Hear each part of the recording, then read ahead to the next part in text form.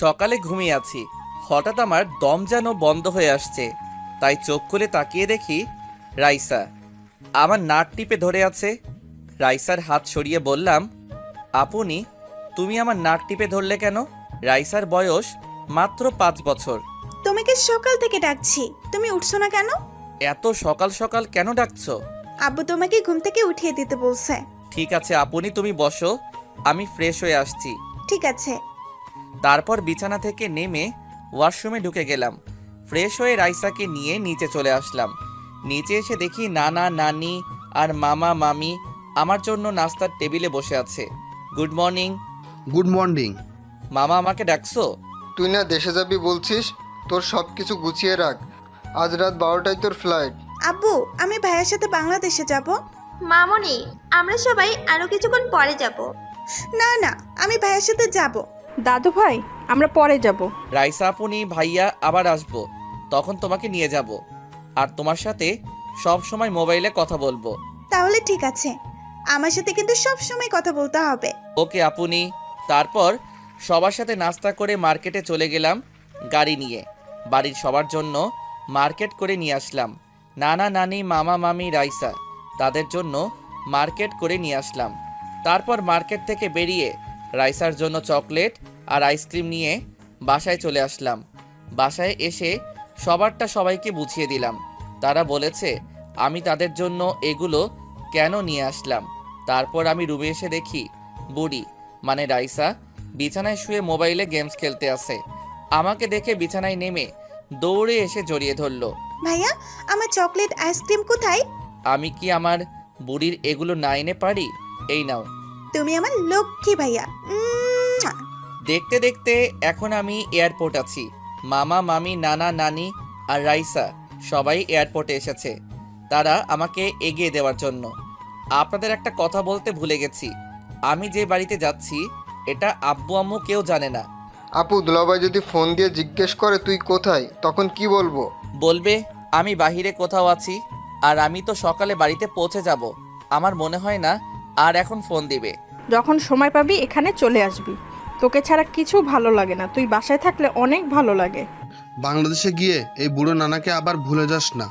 এই নানা ভাই, তোমার কাছে আমার বউকে রেখে যাচ্ছি। যদি আমার বউয়ের কিছু হয় তোমার খবর করে ছাড়বো। বউ মানে নানির কথা বলছি। ঠিক আছে মামি, আমি গেলাম। আমার ছোট বউয়ের খেয়াল রাখবে আর তোমার শরীরের যত্ন নিও। ঠিক আছে, তুমি তো তোমার শরীরের যন্ত্র নিয়ে যাও। বুড়ি, তোমার আম্মুর কথা সব সময় শুনবে, বেশি দুষ্টুমি করো না। ভাইয়া, তোমার সাথে ফোনে কথা। ঠিক আছে ভাইয়া। তারপর সবার কাছ থেকে বিদায় নিয়ে ভিতরে ঢুকে গেলাম। সবার চোখে পানি। আসবে না কেন? ছোটকাল থেকে তো তাদের কাছে বড় হয়েছি। আমার চোখে 2 ফোঁটা পানি পড়ল। এয়ারপোর্টের ভিতরে সব কাজ শেষ করে বিমানে গিয়ে বসলাম। 20 মিনিট পর বিমান বাংলাদেশের উদ্দেশ্যে উড়ে গেল। তাহলে এবার চলুন পরিচয়টা দিয়ে দেই। এতক্ষণ তো বকবক করে গেছি, আমাকে সবাই চিনেন। তারপর বলি, আমি রাসেল। লেখাপড়া শেষ করেছি কিছুদিন হয়েছে। আমার পরিবারের জনসংখ্যা 5 জন। আমি, আব্বু আম্মু, ভাইয়া ভাবি। বড় ভাইয়ার বিয়ের সময় ছিলাম না, কারণ ওই সময় আমার গুরুত্বপূর্ণ একটা পরীক্ষা ছিল। ভাবিকে ছবিতে দেখেছি, মাশাআল্লাহ অনেক সুন্দর। আমার সাথে ফোনে কথা হয়। ভাবি একটু মজার লোক। তো যাই হোক, আব্বু আর ভাইয়া নিজেদের ব্যবসা বাণিজ্য সামলায়। বাংলাদেশের কোটিপতিদের মধ্যে আমার বাবা একজন। এবার বাবার বিষয়টা খুলে বলি। আমার বাবার পরিবারের লোক একটা সড়ক দুর্ঘটনায় মারা যায়। তারপর বাবা পুরো এতিম হয়ে যায়। তারপর বাবা বাড়িটা রেখে বাকি সব কিছু বিক্রি করে দেয়। এরপর আব্বু আমেরিকা চলে আসে। আমেরিকা এসে নানার কোম্পানিতে চাকরি দেয়। আস্তে আস্তে নানার কাছে আব্বুকে অনেক ভালো লাগে, কারণ আব্বু নিজের কোম্পানির মতো কাজ করে। এরপর নানা সিদ্ধান্ত নেয় তার বড় মেয়ে মানে আম্মুর সাথে আব্বুর বিয়ে দেয়। এইভাবে দেখতে দেখতে তাদের সংসার ভালো চলতে লাগলো আর নানার কোম্পানি আরও বড় হয়ে গেল। তারপর আব্বু সিদ্ধান্ত নেয় তিনি বাংলাদেশে ব্যবসা করবে। তারপর আমার যখন 10 বছর, তখন আব্বু বড় ভাইয়াকে নিয়ে বাংলাদেশ চলে যায়, আমাকে আমেরিকা রেখে যায়। আমি এখানে থেকে পড়াশোনা করছি। আব্বু আম্মু আর ভাইয়া যাওয়ার 2 বছর পর আমি বাংলাদেশে গেছি। আব্বু আম্মুর সাথে কিছুদিন থেকে চলে আসবো, কিন্তু বাংলাদেশে আমার ভালো লাগে না, তাই 7-8 দিন থেকে আমেরিকা চলে আসি। আপনাদের সাথে কথা বলতে বলতে বাংলাদেশ এয়ারপোর্টে এসে বিমান ল্যান্ড করলো। তারপর বিমান থেকে নেমে ঘড়ির দিকে তাকিয়ে দেখি সকাল 7টা বেজে গেছে।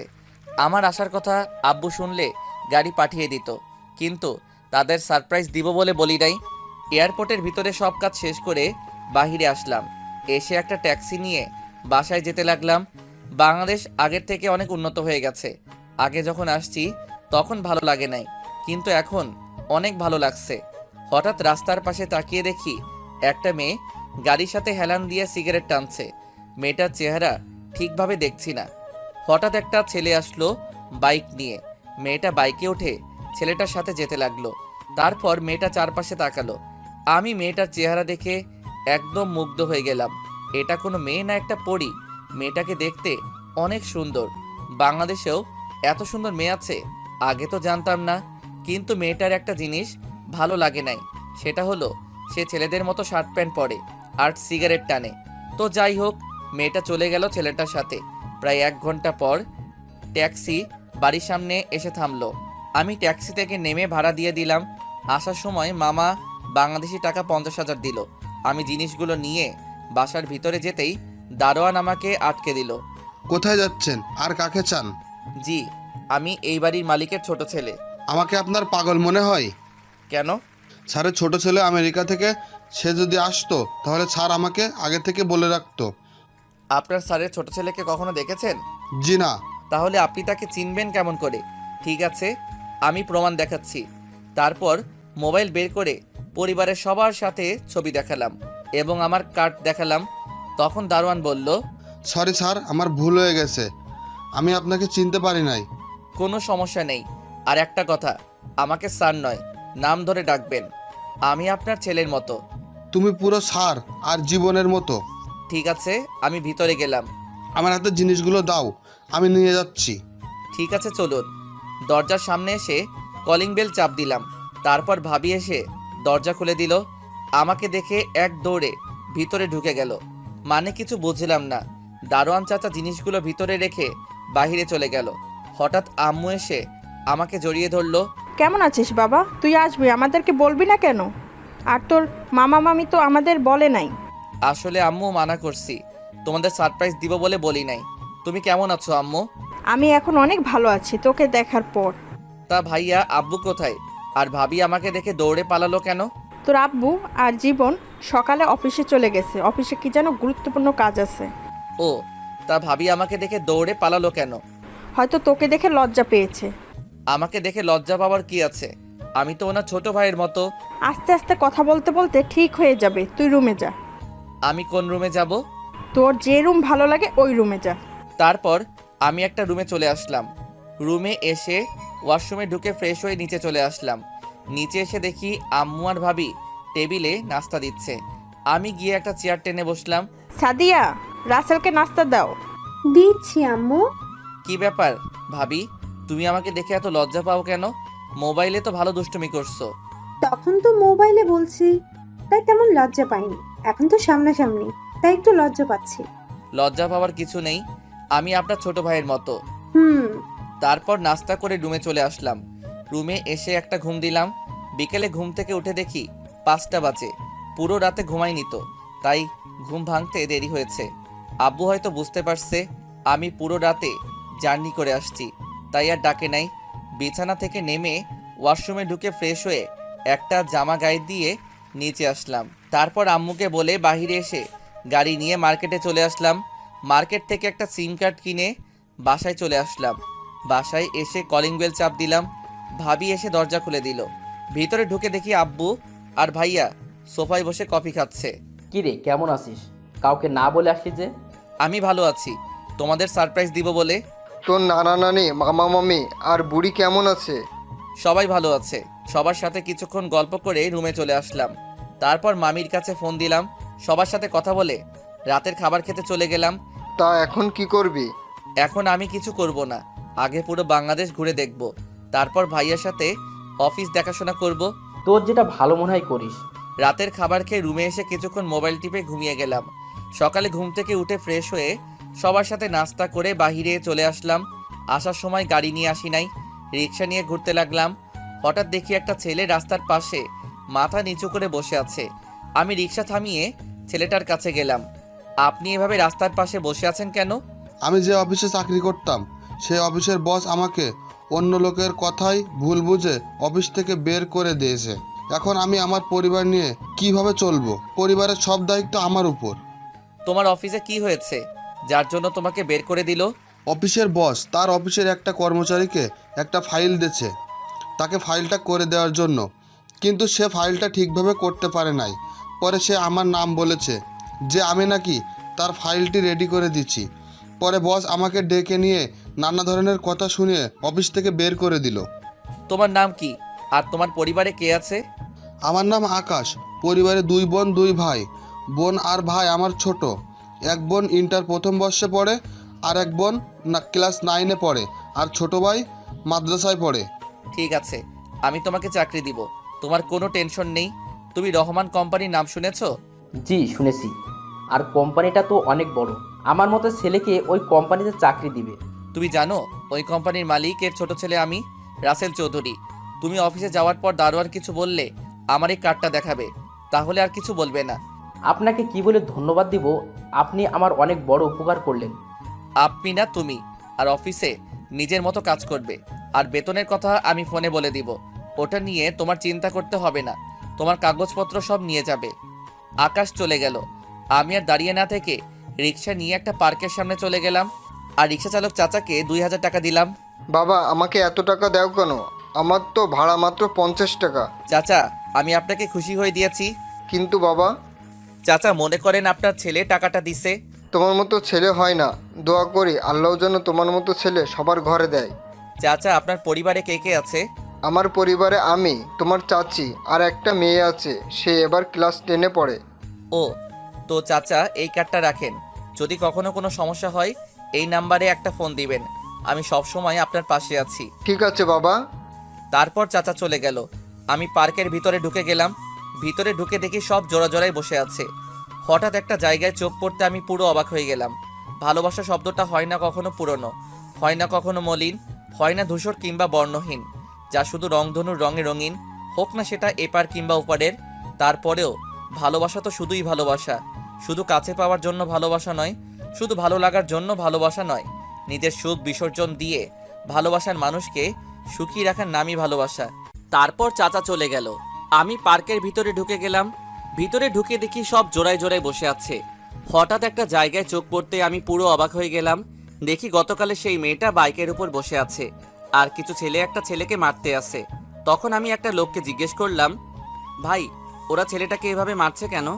ওই যে বাইকের উপর বসে আছে, সে হচ্ছে এই এলাকার এমপির মেয়ে মারিয়া। ছেলেটা পানি খাওয়ার সময় মারিয়ার গায়ে পানি পড়েছে, তারপর ওর লোকেরা তাকে মারতে লাগলো। ছেলেটা হয়তো ইচ্ছে করে পালাই নাই। আমি দেখছি মারিয়া মেয়েটা ইচ্ছা করে ছেলেটার সাথে ধাক্কা খেয়েছে। মেয়েটা অনেক খারাপ, গরিবকে মানুষ মনে করে না, তার বাবার পাওয়ারে চলে। এমপি সাহেব কিছু বলে না। ঠিক আছে, আমি দেখছি। ওখানে গেলে আপনাকে মারবে, ওখানে যাবেন না। আপনি শুধু দাঁড়িয়ে দাঁড়িয়ে দেখুন। আমি সোজা গিয়ে মারিয়ার গালে 2টা থাপ্পড় মেরে দিলাম।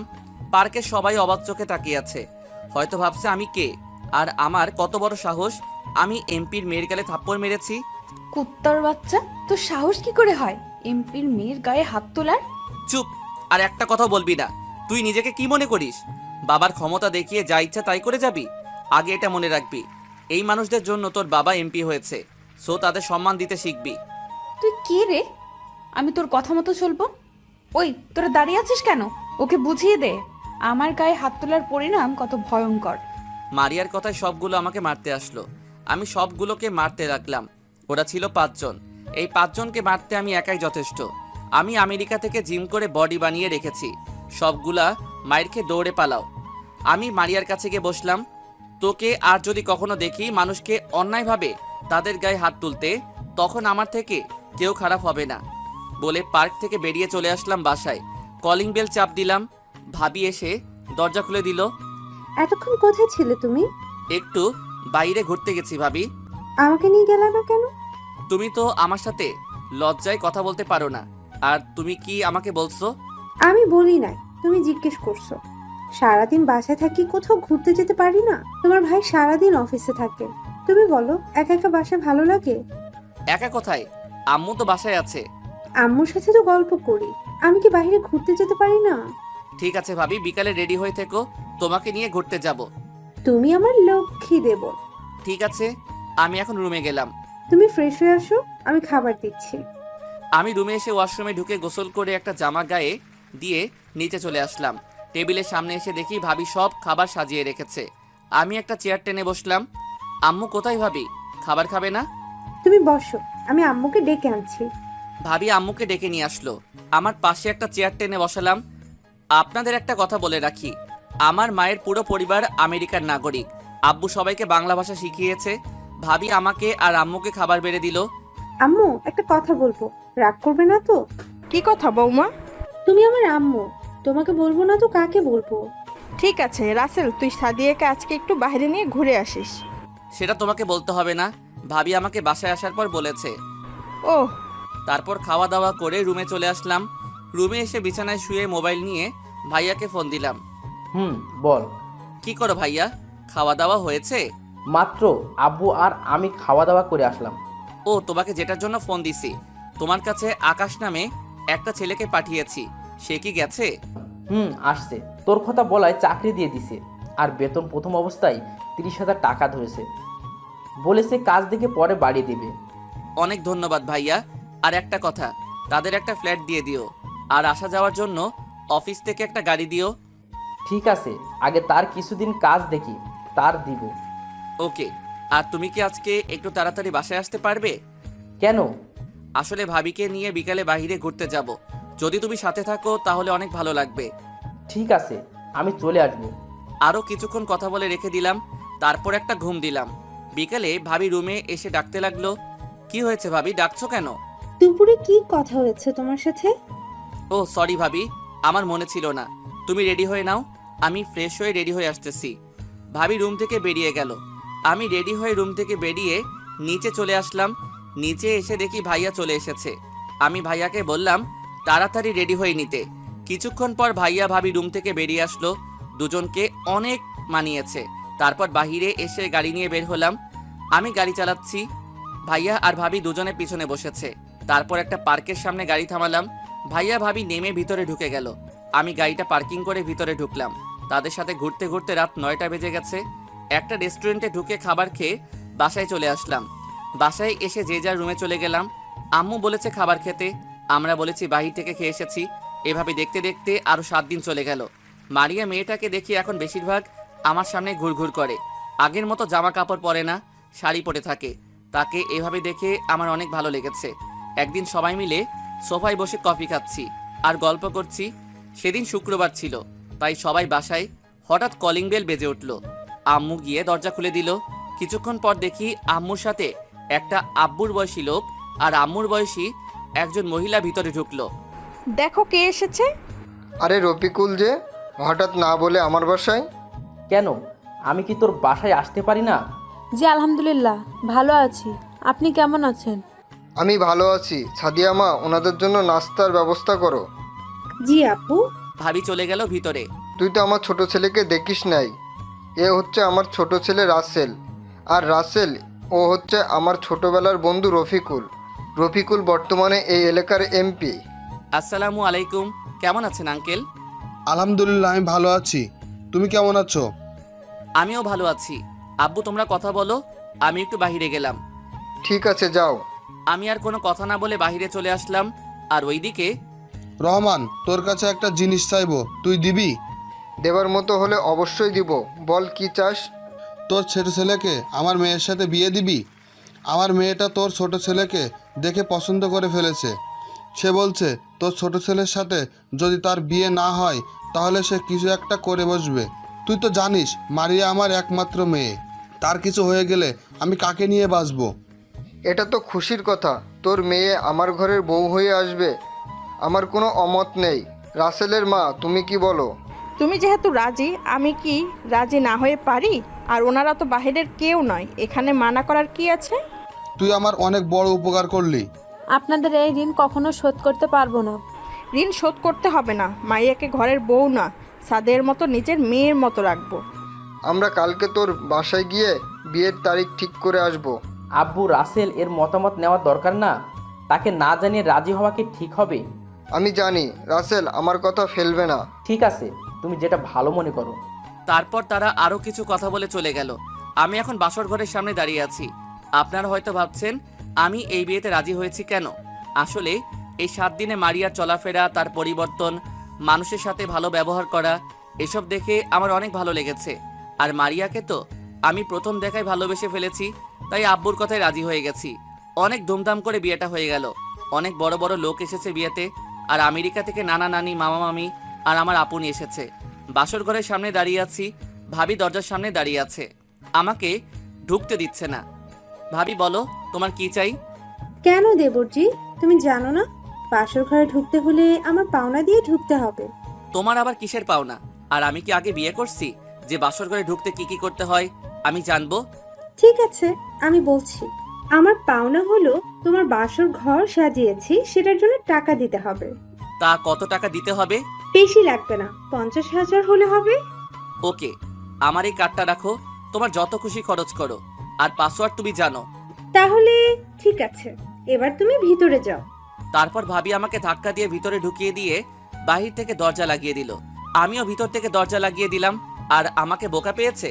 আমি বিয়ের মার্কেট করে কার্ডের সব টাকা শেষ করে ফেলেছি। আমার জানা মতে কার্ডে 20 থেকে 25,000 টাকার মতো আছে। আমি বিছানার দিকে যেতে লাগলাম, কিন্তু ভাবির কাছে শুনেছি স্বামী বাসর ঘরে ঢুকলে স্ত্রী পা ধরে সালাম করতে আসে, কিন্তু মারিয়া তো কিছুই করলো না। মারিয়া বিছানায় ঘোমটা দিয়ে বসে আছে।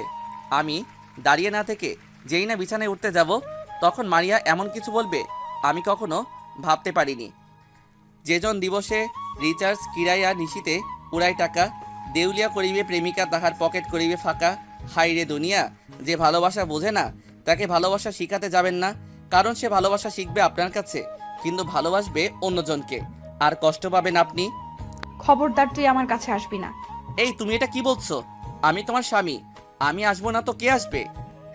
স্বামী? তুই ভাবলি কি করে আমি তোকে স্বামী হিসেবে মেনে নেব? আমি তোর উপর প্রতিশোধ নিতে বিয়ে করেছি। প্রতিশোধ মানে? আমার দোষটা কি? তুই ভুলে গেলি কিছুদিন আগে পার্কে সবার সামনে তুই আমার গায়ে হাত তুলছিস? তোর মনে নেই? আজ পর্যন্ত আমার বাবা মা আমার গায়ে হাত তুলে নাই। তোমার গায়ে হাত কেন তুলছি সেটা তুমি ভালো করে জানো। তুমি অন্যায়ভাবে একটা ছেলেকে মারছো, তাই বাধ্য হয়ে তোমার গায়ে হাত তুলছি। তুই এটাই তো বড় ভুল করছিস। আমি যা খুশি করব, তুই আমার গায়ে হাত তুলছিস কেন? এখন শুধু দেখবি আমি কি করি। তুই এখন ওই মারিয়াকে চিনতে পারিসনি। তাহলে আমাকে বিয়ে করলে কেন? আমি তো তোমাকে বিয়ে করতে চাইনি। তুমি নিজেই তো আমাদের বাসায় তোমার বাবা মাকে পাঠিয়েছো।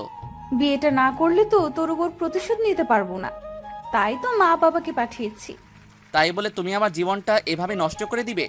আমি তো মনে করছি তুমি ভালো হয়ে গেছো, আগের মতো কারোর সাথে খারাপ ব্যবহার করো না, তাই বাবার কথায় রাজি হয়ে গেলাম। এটা তো তোকে দেখানোর জন্য করেছি, যাতে তুই আমার উপর দুর্বল হয়ে পড়িস আর বিয়েতে রাজি হয়ে যাস। তাহলে এখন তুমি কি করতে চাও? সেটা সময় হলে দেখতে পাবি। তুমি আমার সাথে যা করার করো, কিন্তু আমার পরিবারের সাথে কিছু করো না। তাহলে আমি তোকে যা বলবো তোকে তাই করতে হবে। বল রাজি কিনা?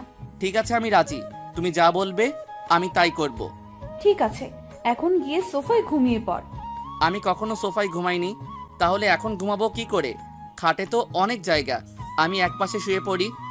তুই আমাকে বোকা পাইছিস? তোকে আমার সাথে শুতে দিলে আমাকে একা পেয়ে যদি কিছু করে বসিস। আমি তোদের মতো ছেলেদের ভালো করে চিনি। কথা না বাড়িয়ে সোফায় গিয়ে ঘুমা। আমি কোনো কথা না বলে বিছানার দিকে এগিয়ে যেতে লাগলাম।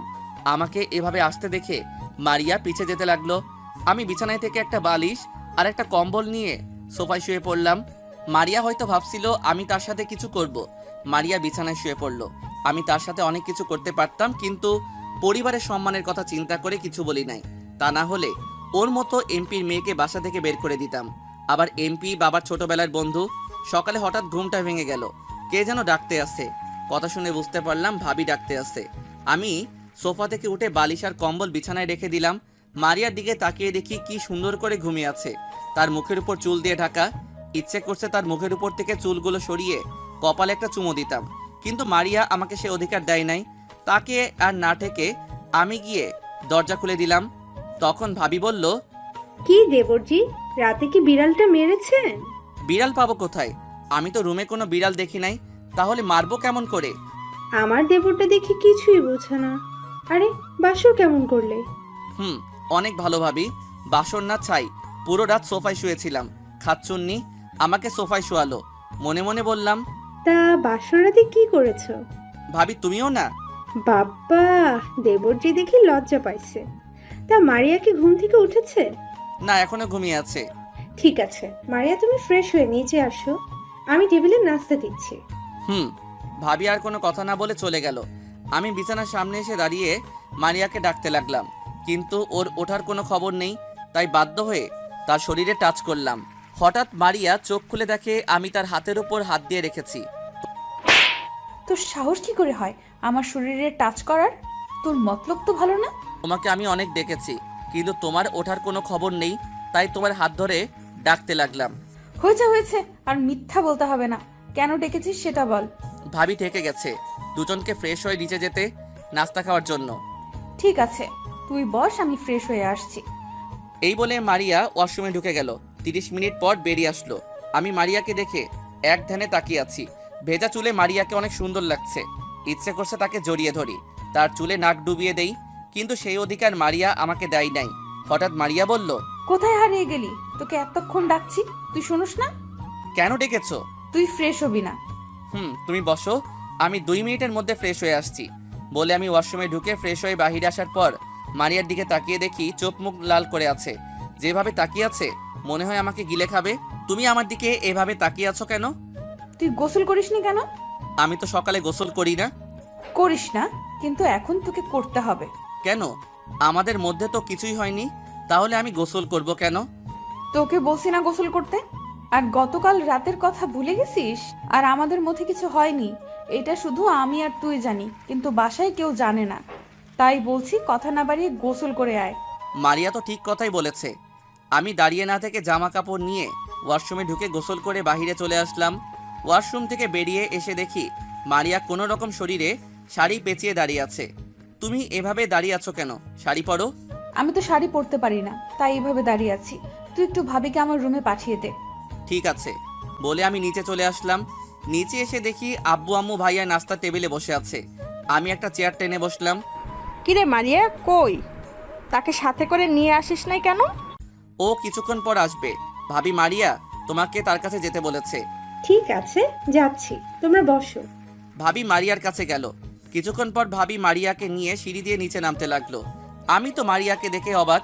শাড়িতে মারিয়াকে অনেক সুন্দর লাগছে। মারিয়া নিচে এসে আমার পাশে একটা চেয়ার টেনে বসলো। রাসেল, নাস্তা করে রেডি হয়ে থাকিস। কেন আব্বু? মারিয়ার আব্বু আম্মু আসবে, তারা তোদের নিয়ে যাবে, এটা বিয়ের নিয়ম। ঠিক আছে আব্বু। আমি নাস্তা করে রুমে চলে আসলাম। রুমে এসে বিছানায় শুয়ে মোবাইল টিপতে লাগলাম। কিছুক্ষণ পর দেখি মারিয়া রুমে আসলো। তখন আমি বিছানা থেকে নেমে সোফায় গিয়ে বসলাম। মারিয়া কিছু না বলে তার মোবাইল নিয়ে বারান্দায় চলে গেল। বারান্দায় গিয়ে কার সাথে যেন হেসে হেসে কথা বলছে, মনে হয় বান্ধবীর সাথে কথা বলছে। আমি আর বসে না থেকে বাসার বাহিরে চলে আসলাম। এদিক ওদিক ঘোরাঘুরি করে দুপুরে বাসায় চলে গেলাম। কলিং বেল চাপ দেওয়ার পর আম্মু এসে দরজা খুলে দিল। কিরে তুই কোথায় ছিলি? তোকে ফোন দিছি, তুই ফোন ধরিস নাই কেন? আসলে আম্মু মোবাইল সাইলেন্ট ছিল, তাই বলতে পারবো না। ঠিক আছে, ভিতরে আয়, তোর শ্বশুর শাশুড়ি এসেছে, তাদের সাথে কথা বলে রুমে গিয়ে ফ্রেশ হয়ে আয়। আমি শ্বশুর শাশুড়ির সাথে কিছুক্ষণ কথা বলে রুমে চলে আসি। রুমে এসে দেখি মারিয়া আয়নার সামনে বসে চুল ঠিক করতে আসে। হঠাৎ লক্ষ্য করে দেখি মারিয়ার পেটের উপর কাপড় নেই, কি ধবধবে সাদা পেট। ইচ্ছে করছে পেটের উপর হাত বুলিয়ে দিতে। ইচ্ছে থাকলে তো আর হবে না। মারিয়া তো আমার উপর প্রতিশোধ নিতে বিয়েটা করেছে, কিন্তু মারিয়ার এখনো কোনো রিয়াকশন দেখছি না। সকালে 2টো পাপ্পি দিছে।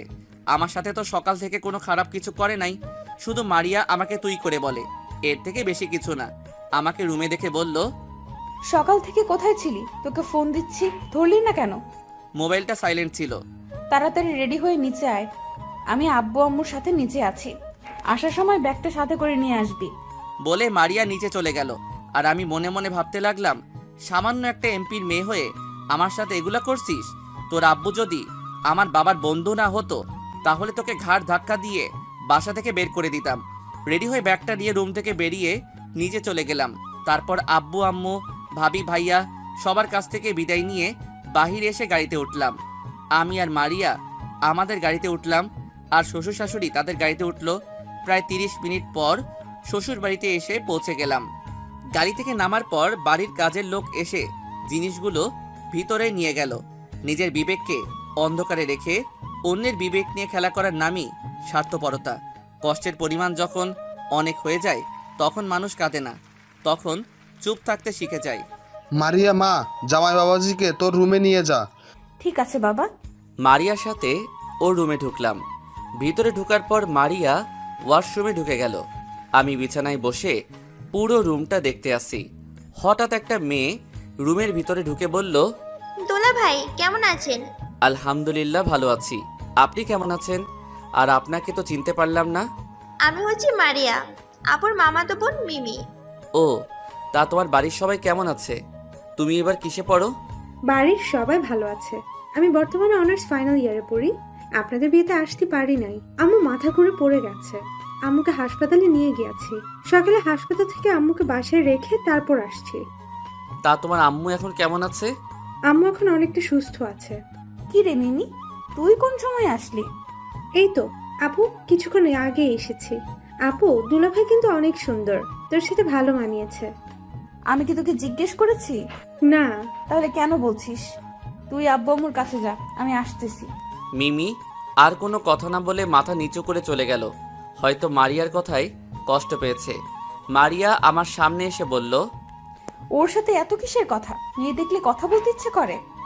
ও তো নিজে থেকে এসে কথা বলছে, আর ও তোমার মামাতো বোন, আমার সাথে কথা বলতেই পারে। তুমি ওর সাথে এভাবে কথা বলাটা ঠিক উচিত হয়নি। কার সাথে কিভাবে কথা বলবো সেটা আমার ব্যাপার। তুই যা, ফ্রেশ হয়ে নিচে আয়, আমি নিচে গেলাম। বলে মারিয়া রুম থেকে বেরিয়ে গেল। আমি মারিয়ার কথা ভাবতে লাগলাম, ও কি প্রতিশোধ নিতে বিয়েটা করেছে? যদি তাই করতো তাহলে তো এখনো কিছুই করলো না আমার। যাই হোক, পরে এসব নিয়ে ভাবা যাবে। বসে না থেকে ওয়াশরুমে ঢুকে ফ্রেশ হয়ে নিচে চলে গেলাম। নিচে এসে দেখি শ্বশুর শাশুড়ি সোফায় বসে কফি খাচ্ছে। আমাকে দেখে বলল, জামাই বাবা আসো, বসো। আমি গিয়ে শ্বশুরের পাশে বসে পড়লাম। মারিয়াকে দেখতেছি না, হয়তো মিমির কাছে আছে। রহিমা, রাসেলকে একটা কফি দিয়ে যাও। কিছুক্ষণ পর বুয়া এসে কফি দিয়ে গেল। শ্বশুর শাশুড়ির সাথে বসে গল্প করছি আর কফি খাচ্ছি। হঠাৎ মিমি আর মারিয়া রুম থেকে বেরিয়ে এলো। তাদের দেখে মনে হচ্ছে অনেক খুশি, কিন্তু কিছুক্ষণ আগে মারিয়া মিমির সাথে কিভাবে কথা বলছে, আর এখন দেখি দুজনে অনেক খুশি। তো যাই হোক, রাতের খাবার খেয়ে রুমে আসলাম। রুমে এসে বিছানায় বসে মোবাইল টিপতে লাগলাম। মারিয়া রুমে এসে দেখে আমি মোবাইল টিপতে আসি। তুই এখনো ঘুমাস নাই? আমি কোথায় ঘুমাবো? তোমার রুমে তো সোফা নেই। তুই বিছানায় ঘুমাতে পারিস, কিন্তু মাঝখানে কোল বালিশ থাকবে। যদি রাতে আমার সাথে কিছু করিস তাহলে খবর আছে। আমি তো যা খুশি তাই করতে পারি, কারণ আমি তোমার স্বামী। আমি তোকে স্বামী হিসেবে মানি না। তাহলে আমাকে বিয়ে করছো কেন? কেন আমার জীবনটা নষ্ট করে দিছো? আমি প্রতিশোধ নিতে তোকে বিয়ে করেছি। তাহলে তুমি তো এখনো আমার কিছুই করো নাই। সেটা সময় হলে দেখতে পাবি। এখন কথা না বলে ঘুমা। আমি আর কোনো কথা না বাড়িয়ে ঘুমিয়ে পড়লাম। 2 দিন শ্বশুর বাড়ি থেকে বাসায় চলে আসলাম। রাতে খাবার টেবিলে, আব্বু আমি অফিসে বসতে চাই। মাত্রই তো কিছুদিন হয়েছে বিয়ে করেছিস। আগে দূরে গিয়ে কিছুদিন ঘোরাঘুরি করে আয়, তারপর অফিসে বসবি। তুমি ঠিকই বলেছ, তোরা বাইরে কোথাও গিয়ে ঘুরে আয়। কোথায় ঘুরতে যাব? মামাদের ওখানে চলে যাও, তাদের সাথে কিছুদিন থেকে চলে এসো। সামিয়া বলেছে আমি অফিস থেকে আসার সময় টিকিট নিয়ে আসবো। তোরা সব কিছু গুছিয়ে রাখিস, সকাল অথবা বিকালের টিকিট কেটে আনবো। মারিয়া মা, তুমি কিছু বলছো না কেন? আমি কি বলবো আম্মু? তোমাদের যেটা ভালো মনে হয় তাই করো, আমার কোনো সমস্যা নেই। তারপর সবাই খাওয়া দাওয়া করে যার যার রুমে চলে গেল। আমি রুমে এসে বিছানায় শুয়ে পড়লাম। কিছুক্ষণ মারিয়া রুমে ঢুকে দরজা বন্ধ করে আমার পাশে এসে শুয়ে পড়ল। তুই এখন অফিসে বসার কথা বললি কেন? বসে থেকে কি করব? তাই বলছি অফিস দেখাশোনা করব, তাহলে আব্বুকে রেস্ট দিতাম। মাত্র বিয়ে হয়েছে, কিছুদিন হয়েছে, এর মধ্যে তুই অফিস দেখাশোনা করবি? আমি যেদিন বলবো সেদিন তুই অফিসে বসবি। আমি তোমার কথা শুনবো কেন? তুমি আমার কে? আমি তোর বয়। কি হলো বলো? আমি যা বলবো তাই করবি। যদি আমার কথা না শুনিস তাহলে বাসর ঘরের কথা মনে আছে? আমি বাসর ঘরের কথা মনে পড়তেই আর কিছু বললাম না। ইচ্ছে করছে খাচ্চুন্নির মাথা ফাটিয়ে দেই। কেন যে ওর গায়ে হাত দিতে গেলাম। পরের দিন বিকালে সবার সাথে কথা বলে দুজনে এয়ারপোর্টের উদ্দেশ্যে বেরিয়ে পড়লাম। রাত 8টায় আমাদের ফ্লাইট। আসার সময় ড্রাইভারকে সাথে করে নিয়ে আসলাম। সব কিছু শেষ করে দুজনে গিয়ে বিমানে বসলাম। দুজনের সিট একসাথে পড়ছে। পরের দিন সকাল 7টায় বাসায় পৌঁছে গেলাম। বিমানে তেমন কোনো কথা হয়নি। মামা আমাদের জন্য এয়ারপোর্টে গাড়ি পাঠিয়ে দিছে। বাসায় এসে কলিং বেল চাপ দিলাম। মামি এসে দরজা খুলে দিল। কি রে, কেমন আছিস? আসার সময় কোনো সমস্যা হয়নি তো? আলহামদুলিল্লাহ ভালো আছি। তুমি কেমন আছো? আর আসার সময় কোনো সমস্যা হয়নি? মারিয়া, তুমি কেমন আছো? জি মামি, ভালো আছি। তুমি কেমন আছো? আমিও ভালো আছি। বাহিরে দাঁড় করিয়ে রাখবে নাকি ভিতরে ঢুকতে দিবে? ওহ সরি, আয় ভিতরে আয়। দুজনে ভিতরে গেলাম। ভিতরে ঢুকে দেখি নানা, নানি, মামা আর আপুটা নাস্তার টেবিলে বসে আছে। মারিয়া নানা নানিকে সালাম করলো। থাক মা, বেঁচে থাকো। যাও রুমে গিয়ে ফ্রেশ হয়ে আসো, সবাই একসাথে নাস্তা করব। দুজনে রুমে চলে আসলাম। আমি আগে যে রুমে থাকতাম সেই রুমে আসলাম। মারিয়া রুমে এসে ওয়াশরুমে চলে গেল। মারিয়া বের হয়ে আসার পর আমি গেলাম। তারপর দুজনে একসাথে নিচে গেলাম। তা কয়দিনের জন্য আসা হলো নানু ভাই? দেখি কয়দিন থাকা যায়। বাংলাদেশে গিয়ে অফিসে বসতে হবে। আব্বুকে রেস্ট দিব। ঠিকই বলছি, দুলাভাইয়ের বয়স হয়েছে, তার এখন রেস্ট নেওয়ার দরকার। কথা বলতে বলতে নাস্তা করে রুমে চলে আসলাম। কিছুক্ষণ পর মারিয়া রাইসাকে নিয়ে রুমে আসলো। চলো বাহির থেকে ঘুরে আসি। ভাবি, তুমি ভাইয়ের সাথে এইভাবে কথা বলছো কেন? কিভাবে কথা বললাম আপু? এই যে তুই করে বলছো। ভাইয়া তোমার স্বামী না, তুমি করে বলবে। সরি আপু। তাহলে এখন তুমি করে বলো। ঠিক আছে বলছি, চলো বাহির থেকে ঘুরে আসি। এবার হয়েছে, সব সময় ভাইয়াকে তুমি করে বলবে। আমি মনে মনে রাইসাকে বললাম, এই না হলো আমার আপু, আমার মনের কথা বলেছে। ঠিক আছে, তুমি রেডি হয়ে নাও। আর রাইসা আপু, তুমিও রেডি হয়ে নাও। ঠিক আছে ভাইয়া। শুন, শুধু রাইসার কথা রাখতে তুমি করে বলছি, তা না হলে আমি কখনো তুমি করে বলতাম না। আমি কিছু না বলে রেডি হয়ে মারিয়া রাইসাকে নিয়ে বাসা থেকে বেরিয়ে গাড়ি নিয়ে প্রথমে আমি যে কলেজে পড়াশোনা করেছি সেখানে গেলাম। তারপর আরও অনেক জায়গায় ঘুরে বাসায় চলে আসলাম। এইভাবে দেখতে দেখতে 10 দিন হয়ে গেছে। মামা, মামি, নানা, নানি সবার থেকে বিদায় নিয়ে এয়ারপোর্টে চলে আসলাম। রাইসা অনেক কান্নাকাটি করছে, তাকে বুঝিয়ে চলে আসলাম। রাত 12টায় বাংলাদেশ এসে পৌঁছে গেলাম। বাসায় আসতে আসতে 1টা বেজে গেছে। কলিং বেল চাপ দেওয়ার পর কাজের বুয়া অর্থাৎ খালা এসে দরজা খুলে দিল। তারপর দুজনে রুমে চলে গেলাম। আপনাদের একটা কথা বলি, এই 10 দিনে মারিয়া আমাকে সবসময় তুমি করে বলছে। আমার সাথে খারাপ ব্যবহার করে নাই, কিন্তু ও তো বলছিল প্রতিশোধ নেওয়ার জন্য বিয়ে করেছে। ও তো আমার কিছুই করছে না। রাতে আসার সময় রেস্টুরেন্ট থেকে খাবার খেয়ে এসেছি, তাই আর কাউকে ডাকি নাই। 2 দিন পর আজ অফিসে আসলাম। আব্বু সবার সাথে আমাকে পরিচয় করিয়ে দিছে। আমি সবার সাথে পরিচয় হয়ে কেবিনে চলে আসলাম। আব্বু আমাকে সব কিছু বুঝিয়ে দিয়ে বাসায় চলে গেছে। বসে বসে কিছু ফাইল দেখতে লাগলাম। হঠাৎ একটা মেয়ে এসে বলল, আসতে পারি স্যার? আসুন। সরি স্যার, আসতে একটু লেট হয়ে গেছে। আব্বুর জন্য ওষুধ কিনতে গিয়েছিলাম, ওষুধ বাসায় দিয়ে অফিসে আসলাম। প্রথম কথা হলো, আমি তো আপনাকে বলি নাই আপনার লেট হয়েছে কেন। আর দ্বিতীয় কথা হলো, আপনি কে? স্যার, আমার নাম রিয়া, আমি আপনার বিয়ে। আগে আপনার বাবার বিয়ে ছিলাম।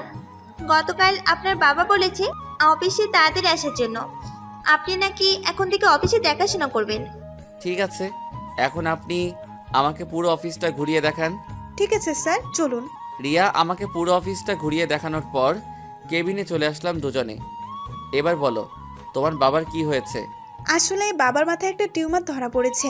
ডাক্তার বলেছে অপারেশন করতে অনেক টাকা লাগবে, কিন্তু অত টাকা তো আমার কাছে নেই। তোমার আম্মু নেই? আছে, আম্মু সারা দিন আব্বুর সেবা যত্ন করে। তুমি কোনো চিন্তা করো না, তোমার বাবার চিকিৎসা আমি করাবো। তারপর রিয়া যেটা করলো আমি তো পুরো অবাক হয়ে গেলাম।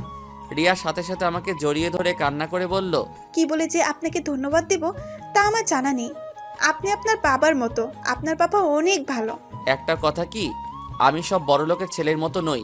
টাকা থাকলে অহংকার দেখাবো, তেমন ছেলে আমি না। আমরা আজ এত ওপরে কিভাবে আসলাম? সব কিছু তোমাদের পরিশ্রমের কারণে। আপনি অনেক ভালো স্যার। আমার এই পরিস্থিতিতে আপনি আমার পাশে দাঁড়িয়েছেন। এখন থেকে আমাকে স্যার নয়, ভাইয়া বলে ডাকবে। ঠিক আছে ভাইয়া। ঠিক আছে, এখন তোমার কেবিনে যাও। আমি অফিসের কাজ শেষ করে তোমাকে সাথে নিয়ে তোমাদের বাসায় যাব। ওকে ভাইয়া। রিয়া কেবিন থেকে বেরিয়ে যাওয়ার পর আমি একটা ফাইল দেখতে লাগলাম। হঠাৎ মোবাইল ফোনটা বেজে উঠলো। তাকিয়ে দেখি মারিয়া ফোন দিচ্ছে। বলো। তুই এখন কোথায়? তুমি জানো না আমি কোথায়? অফিসে বসে কাজ করতে আসি। তুই এখনই বাসায় আয়। কেন, কি হয়েছে? সেটা আসলে দেখতে পাবি। ঠিক আছে, আমি আসছি বলে ফোনটা কেটে কেবিন থেকে বেরিয়ে ম্যানেজারকে বলে অফিস থেকে বাইরে এসে গাড়ি নিয়ে বাসায় চলে আসলাম। কলিং বেল চাপ দেওয়ার পর বুয়া এসে খুলে দিল। ভিতরে ঢুকে দেখি আব্বু আম্মু ভাবি সোফায় বসে আছে। আব্বু আমাকে দেখে সোফা থেকে উঠে এসে ঠাস করে 2টা থাপ্পড় মেরে দিল। আমি তো কিছুই বুঝতে পারলাম না। তখন আমি বললাম, আব্বু তুমি আমাকে মারলে কেন? তুই প্রথম দিন অফিসে গিয়ে কি করেছিস? তোকে খুব ভালো মনে করেছি, কিন্তু তুই আমার ভাবতেও অবাক লাগে তুই এমন কিছু করবি। আমি কি করেছি সেটা তো বলবে। এখন কিছুই বুঝছিস না? তোর লজ্জা করে না বাসায় বউ রেখে অন্য মেয়েকে জড়িয়ে ধরতে? আমি কাকে জড়িয়ে ধরলাম? দেখছেন আব্বু এখন কিছুই বুঝে না। তাহলে এগুলো কি? মোবাইলে কিছু ছবি দেখে আমি পুরো অবাক হয়ে গেলাম। রিয়া যে আমাকে জড়িয়ে ধরেছে, তার কিছু ছবি কে যেন তুলে মারিয়াকে পাঠিয়েছে। আব্বু আম্মু, আমি রিয়াকে জড়িয়ে ধরি নাই, রিয়া নিজে আমাকে জড়িয়ে ধরেছে। তোর লজ্জা করে না অফিসের পিএকে ভুলিয়ে ভালিয়ে তার সাথে অসভ্যতামি করতে? আবার এখন আমার কাছে মিথ্যা বলছিস? আব্বু বিশ্বাস করো, আমি আর তোর কোনো কথা শুনতে চাই না। তুই এক্ষুনি আমার বাসা থেকে বের হয়ে যা। তুমি কি পাগল হয়ে গেলে? ও না হয় একটা ভুল করে ফেলেছে, সেজন্য তুমি তাকে বাসা থেকে বের করে দিবে? আব্বু আম্মু ঠিক কথা বলেছে, এবারের মতো ওকে মাফ করে দেন। রাসেল এরকম কাজ আর করবে না। মারিয়ামা, তুমি কি বলো? আম্মু ভাবি যখন বলছে তাহলে এবারের মতো মাফ করে দেন। ও যদি বাসা থেকে বেরিয়ে যায় তাহলে আমার কি হবে? শত হলেও সে আমার স্বামী। কিছু শিখো, এমন মেয়ে পাওয়া ভাগ্যের ব্যাপার। আজকে ওর জন্য মাফ করে দিলাম, পরের বার যদি কিছু শুনি তাহলে তোর জন্য এ বাড়ির দরজা বন্ধ হয়ে যাবে। ঠিক আছে রাসেল, তুমি রুমে যাও। আর বলতে না দিয়ে আমি কোনো কথা না বলে রুমে চলে আসলাম। আমার পিছনে পিছনে মারিয়া আসলো। রুমে এসে মুচকি হেসে বলল, কেমন দিলাম মিস্টার রাসেল? তার মানে এসব তুমি করেছো? তোদের অফিসে আমার এক ফ্রেন্ড চাকরি করে, তাকে বলছি তুই অফিসে কি করস সব খবর আমাকে দেওয়ার জন্য। তুই সকালে ওই মেয়েকে জড়িয়ে ধরছিস, সেটা আমার বন্ধু ছবি তুলেছে। কে তোমার বন্ধু? আমাকে কি বোকা মনে করছিস? তার নাম বলে দিলে তুই তাকে অফিস থেকে বের করে দিবি। তাহলে তুই অফিসে কি করিস আমাকে এসবের খবর কে দিবে? আমি যা খুশি করি, তোমার সমস্যা কোথায়? তুমি তো আমাকে স্বামী হিসেবে মানো না। আমি যতদিন না তোকে ছেড়ে যাচ্ছি ততদিন তুই আমার কথা মতো চলবি, আর না হলে আমি কি করতে পারি সেটা তুই ভালো করেই জানিস। আমি আর কোনো কথা না বলে ওয়াশরুমে চলে গেলাম। ফ্রেশ হয়ে বেরিয়ে এসে দেখি মারিয়া রুমে নেই। দুপুরে খাবার খাওয়ার সময় আব্বু বলল, তুই কাল থেকে জীবনে যে অফিস দেখাশুনো করে সেটা তুই দেখাশুনো করবি, আর জীবন আমারটা দেখাশুনো করবে। আমি ঠিক আছি বলে খাবার খেতে রুমে চলে আসলাম। মনে মনে খুশি হলাম। মারিয়ার চেহারায় কেমন চিন্তার ভাঁজ পড়ে গেল। আমি একটা ঘুম দিলাম। ঘুম থেকে বিকালে উঠে বাহিরে চলে গেলাম। বাহিরে এসে অফিসের ম্যানেজারের কাছে ফোন দিয়ে রিয়ার নাম্বার নিলাম। তারপর রিয়াকে ফোন দিলাম। আসসালামু আলাইকুম, কে বলছেন? ওয়ালাইকুম আসসালাম, আমি রাসেল, তোমার অফিসের বস। ও ভাইয়া তুমি? এখন বলো তোমার বাসা কোথায়? আমি আসতেছি। আমার বাসা এইখানে। ঠিক আছে, আমি আসছি বলে ফোনটা কেটে মার্কেট থেকে কিছু ফল আরও কিছু জিনিস কেনাকাটা করে রিয়াদের বাসায় চলে গেলাম। কলিং বেল চাপ দেওয়ার পর রিয়া দরজা খুলল। ভাইয়া কেমন আছো? আর এগুলো আনার কি দরকার ছিল? আমি ভালো আছি, আর এই প্রথম তোমাদের বাসায় আসলাম। খালি হাতে আসে কি করে? চলো ভিতরে চলো। তারপর ভিতরে ঢোকার পর রিয়া আমাকে তার আব্বু আম্মুর রুমে নিয়ে গেল। আমি রিয়ার আব্বু আম্মুকে সালাম দিলাম। ওয়ালাইকুম আসসালাম। তোমাকে তো চিনতে পারলাম না বাবা। আব্বু আম্মু ভাইয়া হলো আমার অফিসের বসের ছোট ছেলে, নাম রাসেল চৌধুরী। কেমন আছেন আপনারা সবাই? আছি মোটামুটি ভালো, তুমি কেমন আছো? আলহামদুলিল্লাহ, আমিও ভালো। আন্টি কেমন আছেন? আলহামদুলিল্লাহ ভালো আছি বাবা। তোমার বাড়ির সবাই কেমন আছে? সবাই ভালো আছে। তো আঙ্কেল ডাক্তার কি বলেছে? ডাক্তার বলেছে যত তাড়াতাড়ি সম্ভব অপারেশন করার জন্য। কিন্তু বাবা টাকা পয়সা অনেক লাগবে, আমাদের দ্বারা তো এত টাকা জোগাড় করা সম্ভব না। আমি রিয়ার সাথে কথা বলেছি, আমি আপনার চিকিৎসা করাবো, যত টাকা লাগে আমি দিব। আগামীকাল আপনাকে হাসপাতালে ভর্তি করিয়ে দিব। তুমি আমার জন্য এত কিছু করবে? আপনি রিয়ার বাবা না হলেও করতাম, আমি আপনার ছেলের মতো, তাই ছেলেই বাবার অপারেশন করতে পারবে না? কিন্তু বাবা, অপারেশন করতে তো অনেক টাকা লাগবে। টাকা নিয়ে তোমাদের চিন্তা করতে হবে না, আমি সব ব্যবস্থা করছি। রিয়া, তোর ভাইয়াকে নাস্তা দে। আমি এখন কিছু খাবো না, পরে একসময় খাবো। তা বললে তো হবে না ভাইয়া, তুমি এই প্রথম আমাদের বাসায় এসেছো, খালি মুখে তোমাকে যেতে দিতে পারি না। তুমি বসো, আমি নাস্তা নিয়ে আসছি। মানা করার পরও শুনলো না।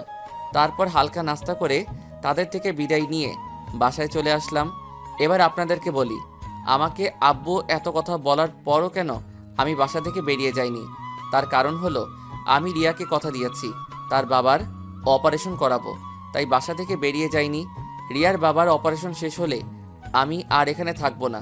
আপনারা হয়তো জানেন না, আমি বাবার কথা অনেক কষ্ট পেয়েছি। যে বাবা আমার কোনো কথা না শুনে এতগুলো কথা বলল, সে বাসায় আমি থাকতে চাই না।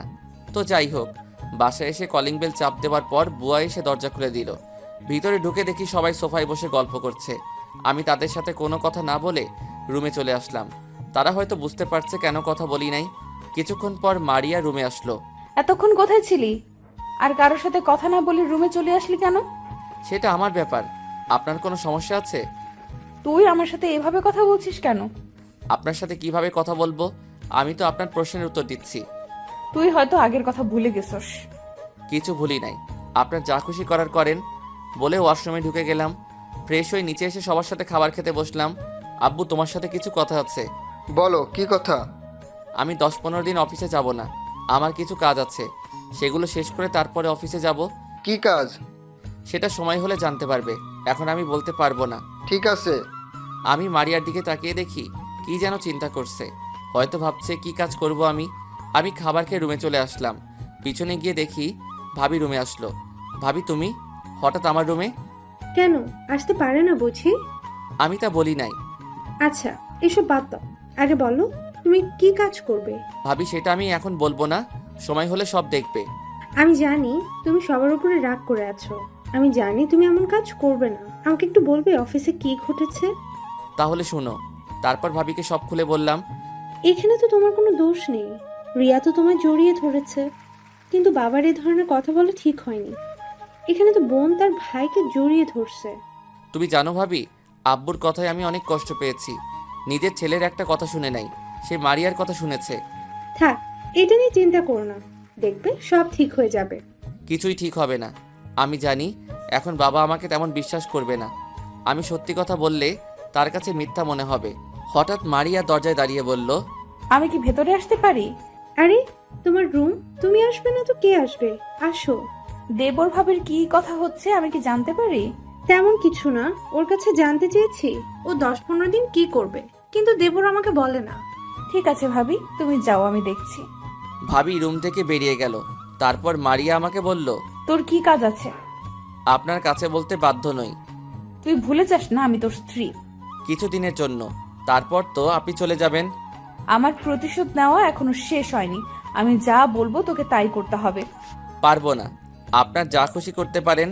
বলে বিছানায় শুয়ে পড়লাম। কিছুক্ষণ পর মারিয়া বিছানায় শুয়ে পড়ল। সকালে ঘুম থেকে উঠে ফ্রেশ হয়ে নাস্তা করে বাহিরে চলে গেলাম। কারোর সাথে তেমন কথা বলি নাই। বাহিরে এসে একটা রিক্সা নিয়ে চলে আসলাম রিয়াদের বাসায়। নিজেদের গাড়ি থাকার পরও নিয়ে আসি নাই, কারণটা আপনারা জানেন। আর 10-15 দিন আমি রিয়ার বাবার অপারেশনের জন্য সময় নিয়েছি। রিয়াদের বাসায় এসে কলিং বেল চাপ দিলাম। কিছুক্ষণ পর রিয়ার আম্মু দরজা খুলে দিল। ওনার সাথে কিছু কথা বলে ভিতরে গেলাম। তারপর আঙ্কেলের সাথে কথা বললাম। আন্টি আঙ্কেলকে রেডি করিয়ে দিল। আমি একটা অ্যাম্বুলেন্সকে ফোন দিয়ে আসতে বললাম। কিছুক্ষণ পর অ্যাম্বুলেন্স চলে এসেছে। তারপর আঙ্কেলকে ধরে বাইরে নিয়ে আসলাম। তারপর হাসপাতালে চলে আসলাম। আঙ্কেলকে ভর্তি করিয়ে দিলাম। আসার সময় আমার অ্যাকাউন্ট থেকে কিছু টাকা উঠিয়ে নিলাম। দেখতে দেখতে 10 দিন চলে গেছে। এই 10 দিনে মারিয়ার সাথে তেমন কথা বলি নাই, আব্বুর সাথেও বলি নাই। আর রিয়ার আব্বুর অপারেশন শেষ, আল্লাহ দিলে এখন তিনি মোটামুটি সুস্থ আছেন। রাতে সবার সাথে খাবার খাওয়ার সময় আমি বললাম, আমি কালকে থেকে অফিসে যাব। তুই না বললি 10 বা 15 দিন পরে যাবি? আমার কাজ শেষ। রাসেল, তুই খাবার খাওয়া শেষ করে আমার রুমে একটু আসিস তো। হুম। আমি খাবার খেয়ে আব্বুর রুমে চলে গেলাম। বলো কি জন্য ডেকেছো? রিয়ার আব্বু এখন কেমন আছে? তুমি জানলে কেমন করে? তুই কি মনে করছিস আমি তোর সব খেয়াল রাখি? তুই বাসা থেকে কোথায় যাস, কি করিস? এখন মোটামুটি ভালো আছে। ডাক্তার বলেছে আরও কিছুদিন পর বাসায় নিয়ে যেতে পারবে। তুই আমার উপর রেগে আছিস তাই না? হঠাৎ এই কথা বললে কেন? আমি জানি মারিয়া তোকে ফাঁসানোর জন্য আমার কাছে বলেছে। আর আমি একদিন তোর রুমের পাশ দিয়ে যাওয়ার সময় মারিয়ার কিছু কথা শুনি। তখন আমি বুঝতে পারলাম মারিয়া তোকে স্বামী হিসেবে মেনে নেয়নি। তো আমাকে একটু বলবি তোদের মাঝে কি হয়েছে? তাহলে শোনো। তারপর সব খুলে বললাম। শুধু তোমাদের সম্মানের কথা চিন্তা করে কিছু বলতে পারি নাই, আর তোমাদের বন্ধুত্ব নষ্ট হয়ে যাবে। তুই তো ভুল কিছু করিসনি, তার অন্যায়ের প্রতিবাদ করেছিস। তাই বলে মারিয়া তোর সাথে এরকম করবে? তুই বাবা আমাকে মাফ করে দিস। ওই সময় না বুঝে তোর গায়ে হাত তুলেছি। আরে কি করছো আব্বু? তুমি আমার কাছে মাপ চেতে হবে না। তোমার উপর অভিমান ছিল, তুমি আমার একটা কথাও শুনো নাই। তুমি আমাকে কখনো খারাপ কাজ করতে দেখেছো? এখন আর তোমার উপর অভিমান নেই। ঠিক আছে, এখন তুই কি করতে চাস? আমি এখন অফিস দেখাশোনা করব, আর 3 মাস পরে মারিয়াকে ডিভোর্স দিয়ে দিব। হঠাৎ এরকম সিদ্ধান্ত নেওয়া ঠিক হবে না। আগে কিছুদিন দেখ, তারপর না হয় ভেবেচিন্তে সিদ্ধান্ত নিস। ঠিক আছে, আমি এখন রুমে যাচ্ছি বলে রুমে চলে আসলাম। এখন কিছুটা ভালো লাগছে, বাবা তার ভুল বুঝতে পেরেছে। রুমে এসে দেখি মারিয়া কার সাথে যেন মোবাইলে হেসে হেসে কথা বলছে। মনে হয় বয়ফ্রেন্ডের সাথে কথা বলছে। বললে বলুক, তাতে আমার কি। আমি কোনো কথা না বলে বিছানায় গিয়ে শুয়ে পড়লাম। মারিয়া কথা শেষ করে আমার পাশে শুয়ে পড়ল। দেখতে দেখতে আরও 2টা মাস চলে গেছে। প্রথম কয়েকদিন মারিয়া আমার সাথে খারাপ ব্যবহার করছে, কিন্তু এখন তেমন খারাপ ব্যবহার করে না। আমি তার সাথে বেশি কথা বলি না। রাতে খাবার খেয়ে এসে বিছানায় শুয়ে মোবাইল টিপতে আসি। কিছুক্ষণ পর মারিয়া রুমে আসলো, দরজা বন্ধ করে আমার পাশে এসে শুয়ে পড়ল। রাসেল, আমাকে ক্ষমা করে দেওয়া যায় না? আমি জানি তোমার সাথে আমি অনেক খারাপ ব্যবহার করেছি। আমাকে তুমি মাফ করে দাও। আমি আর কখনো তোমার সাথে খারাপ ব্যবহার করব না। হঠাৎ আপনার এত পরিবর্তন কেন? নাকি অন্য কিছু প্ল্যান করছেন? আমি কোনো প্ল্যান করি নাই, আমি তোমাকে ভালোবাসি। তোমার সাথে থাকতে থাকতে কখন তোমাকে ভালোবেসে ফেলছি। প্লিজ তুমি আমাকে মাফ করে দাও। আপনার আর কোনো কথা থাকলে বলতে পারেন। আমি এখন ঘুমাবো, সকালে অফিসে যেতে হবে। মারিয়া হয়তো আমার এরকম কথা আশা করে নাই। বালিশে মাথা দিয়ে কান্না করছে। করুক, আমার কি। তাকে কিছুদিন কষ্ট পেতে হবে, তারপর তাকে মেনে নিব। সকালে ঘুম থেকে উঠে দেখি মারিয়া আমাকে জড়িয়ে ধরে শুয়ে আছে। দেখতে একদম মায়াবী লাগছে। হঠাৎ মারিয়ার পেটের উপর চোখ গেল। দেখি তার পেটের উপর কাপড় নেই। ইচ্ছে করছে তার পেটে একটা কিস করি। পরে আবার চিন্তা করলাম না, এখন তাকে কিছু করব না। ওয়াশরুমে ঢুকে ফ্রেশ হয়ে বেরিয়ে এসে দেখি মারিয়া বিছানায় বসে আছে। আমি তার সাথে কোনো কথা না বলে রেডি হয়ে নিচে চলে আসলাম। নিচে এসে দেখি সবাই টেবিলে বসে আছে। আমি গিয়ে একটা চেয়ার টেনে বসলাম। কিরে মারিয়া কোথায়? রুমে আছে। ওকে সাথে করে নিয়ে আসলি না কেন? গতকাল রাতে না খেয়ে ও ঘুমিয়ে গেছে। কি বলছো তুমি? আমি গতকাল ওকে টেবিলে খাবার খেতে দেখলাম। তুই রুমে চলে যাওয়ার পর মারিয়া তোর পিছনে চলে গেছে খাবারে পানি ঢেলে। আমার দেরি হয়ে যাচ্ছে, আমাকে নাস্তা দাও। মারি আসুক, সবাই একসাথে খাবো। তাহলে তোমরা খাও, আমি অফিসে যাচ্ছি বলে চেয়ার থেকে উঠে বাইরে চলে আসলাম। আব্বু আম্মু সবাই অনেক ডেকেছে, কিন্তু আমি শুনে বাইরে এসে গাড়ি নিয়ে সোজা অফিসে চলে গেলাম। আমার গাড়ি দেখে মনে হয় দারোয়ান চিনতে পেরেছে, তাই আমাকে সালাম দিল। কারণ আব্বু গতকাল রাতে ম্যানেজারকে ফোন দিয়ে বলে দিছে। আমি অফিসের ভিতর যাওয়ার সময় হঠাৎ কারোর সাথে ধাক্কা খেলাম। আমি পড়ি নাই, কিন্তু আমার সাথে যে ধাক্কা খেয়েছে সেই নিচে পড়ে গেছে। আমি তাকে হাত বাড়িয়ে ওঠাতে গেলে মেয়েটা আমার হাত না ধরে উঠে ঠাস করে একটা থাপ্পড় মেরে দিল। কুত্তার বাচ্চা, দেখে চলতে পারিস না? সরি, আমি আপনাকে দেখতে পাইনি। দেখতে পাস নাই নাকি ইচ্ছে করে ধাক্কা দিয়ে ফেলে দিলি? তোদের মতো ছেলেদের আমার ভালো করে জানা আছে। সব ছেলের মতো আমি না। আর আমার বাসায় বউ থাকতে আপনার সাথে ধাক্কা খেতে যাব কেন? আর একটা কথাও বলবি না। তুই জানিস আজকে আমার অফিসে নতুন বস আসবে। তোর জন্য আজকে আমার লেট হয়ে গেছে। যদি বস আমাকে কিছু বলে তাহলে তোর খবর আছে। বলে মেয়েটা ভিতরে চলে গেল। আমি দাঁড়িয়ে না থেকে অফিসের ভিতরে গেলাম। গালটা অনেক ব্যথা করছে, হাতে শক্তি আছে বলতে হবে মেয়েটার। কেউ দাঁড়িয়ে আমাকে সালাম দেয়নি, হয়তো আমাকে চিনতে পারে নাই। আমি ভিতরে ঢুকে পিয়নকে বললাম, বসের কেবিন কোনটা? তখন পিয়ন আমাকে কেবিনটা দেখিয়ে দিল। আমি আগে অফিসে আসছি ঠিকই, কিন্তু ভিতরে আসা হয়নি, তাই কেবিনটা চিনতে পারি নাই। আমি কেবিনে ঢুকে চেয়ারে বসে ম্যানেজার আঙ্কেলকে ফোন দিয়ে আসতে বললাম। কিছুক্ষণ পর ম্যানেজার আসলো। আমি ওনাকে আমাদের বাসায় দেখেছি, তাই চিনতে কষ্ট হয়নি। রাসেল, তুমি কখন এসেছো? কিছুক্ষণ আগে আসলাম। আপনি কেমন আছেন আঙ্কেল? আমি অনেক ভালো আছি, তুমি কেমন আছো? আলহামদুলিল্লাহ, আমিও ভালো। আঙ্কেল, সবাইকে মিটিং রুমে আসতে বলো। আমি সবার সাথে পরিচয় হব এবং কিছু কথা বলবো। ঠিক আছে রাসেল, আমি সব ব্যবস্থা করতেছি। ম্যানেজার চলে গেল। কিছুক্ষণ পর পিয়ন এসে আমাকে মিটিং রুমে যেতে বলল। আমি পিয়নের সাথে মিটিং রুমে চলে গেলাম। আমাকে দেখে হয়তো সবাই অবাক হচ্ছে। আমাকে দেখে তারা সাথে সাথে দাঁড়িয়ে গেল। সবাই একসাথে বলল, সরি স্যার। হঠাৎ সবাই সরি বলছো কেন? আসলে স্যার, আপনাকে আমরা চিনতে পারি নাই, কখনো আপনাকে দেখি নাই। আপনি অফিসে আসার পর আমরা কেউ আপনাকে স্বাগতম জানাই নাই। ওটা সমস্যা নেই, তোমরা আমাকে চিনতে পারো নাই। আচ্ছা, যে কারণে আপনাদের সবাইকে এক করলাম। আমি অফিসে আজকে নতুন, তেমন বুঝি না। তোমরা আমাকে কাজে সাহায্য করবে, আর তোমরা নিজের অফিস মনে করে কাজ করবে। সবার সাথে আরও কিছুক্ষণ কথা বলে যেই না রুম থেকে বেরিয়ে আসবো, হঠাৎ একটা জায়গায় চোখ পড়তেই দেখি তখনকার মেয়েটা বারবার মাথা লুকিয়ে নিচ্ছে। এই, তুমি এরকম লুকালুকি করছো কেন? আর তুমি আমার কেবিনে আসো বলে আমি নিজের কেবিনে চলে আসলাম। কেবিনে এসে একটা ফাইল দেখতে লাগলাম। কিছুক্ষণ পর মেয়েটা বলল, আসতে পারি স্যার? আসুন। মেয়েটা কেবিনে ঢুকে এমন করবে আমি তো ভাবতে পারি নাই। আরে ভাই, খারাপ কিছু না। মেয়েটা কেবিনে ঢুকে আমার সামনে এসে পা জড়িয়ে ধরে কান্না করে দিল। এই মেয়ে, তুমি আমার পা ধরছো কেন? আবার কান্না করছো কেন? স্যার, আজকে আমার অফিসে প্রথম দিন, তাই তাড়াহুড়ো করে অফিসে ঢুকতেই আপনার সাথে ধাক্কা খাই, তাই মেজাজটা গরম হয়ে গেছে। আমি আপনাকে চিনতে পারি নাই স্যার, আমার ভুল হয়ে গেছে। আপনি আমাকে যত খুশি মারেন, তারপরও আমার চাকরি থেকে বের করে দিবেন না। চাকরি থেকে বের করে দিলে পরিবার নিয়ে রাস্তায় নামতে হবে। আগে আমার পা ছাড়ো, তারপর গিয়ে চেয়ারে বসো। না স্যার, আগে বলেন আমাকে মাফ করে দিয়েছেন, আমাকে চাকরির থেকে বের করে দিবেন না। ঠিক আছে, আমি তোমাকে মাফ করে দিছি। এখন পা ছেড়ে চেয়ারে বসো। মেয়েটা পা ছেড়ে দিয়ে চেয়ারে গিয়ে বসলো। প্রথমে একটু রাগ ছিল ওর প্রতি, কিন্তু তার পরিবারের কথা শুনে সব রাগ উধাও হয়ে গেল। তোমার নাম কি? তোমার পরিবারে কে কে আছে? স্যার, আমার নাম তিথি। পরিবারে আমরা 2 বোন, আর আব্বু আম্মু আছে। ছোট বোন এবারে ক্লাস 7-এ পড়ে। আব্বুর বয়স হয়েছে, তাই কিচ্ছু করতে পারে না। আগে কয়েকটা টিউশনি করেছে। গতকাল আপনার অফিসে ইন্টারভিউ দেওয়াই টিকে যাই। ও, এখন থেকে নিজের অফিস মনে করে কাজ করবে, আর কারোর সাথে খারাপ ব্যবহার করবে না। আর তোমার বেতন কত টাকা বলছে? আমার বেতন বলেছে 25,000 টাকা। ঠিক আছে, এখন থেকে তোমার বেতন 40,000 টাকা। এত টাকা বেতন তোমার পরিবারের কথা চিন্তা করে দিছি। আর অফিস থেকে যাওয়ার সময় অগ্রিম মাসের বেতন নিয়ে যেও, আমি ম্যানেজারকে বলে রাখবো। এখন তুমি আসতে পারো। তিথি চোখের পানি মুছে একটা হাসি দিয়ে কেবিন থেকে বেরিয়ে গেল। তারপর আমি কাজ করতে লাগলাম। কাজ করতে করতে দুপুরের লাঞ্চ টাইম হয়ে গেছে। হঠাৎ মোবাইলটা বেজে উঠল। হাতে নিয়ে দেখি মারিয়া ফোন দিছে। প্রথমে 2-3 বার দেওয়ার পর ধরলাম। এত ফোন দিচ্ছেন কেন? দুপুরে খাবার খেয়েছো? খাবার খাইছি না খাইছি সেটা আপনাকে বলতে যাব কেন? কারণ আমি তোমার স্ত্রী, জিজ্ঞাসা করতেই পারি। আমি তো আপনাকে স্ত্রী হিসেবে মানি না। কিছুদিন পর আপনাকে ডিভোর্স দিয়ে দিব। আমাকে কি ক্ষমা করা যায় না? আমি তো আমার ভুল বুঝতে পেরেছি। সেটা আপনি দেরি করে ফেলেছেন। আমি আর আপনাকে মেনে নিব না। কিছুদিন অপেক্ষা করেন, তারপর ডিভোর্স পেপার পেয়ে যাবেন।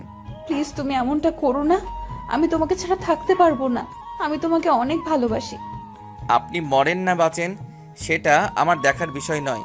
ফোন রাখেন, আমার হাতে কাজ আছে। মারিয়াকে আর কিছু বলতে না দিয়ে ফোন কেটে দিলাম।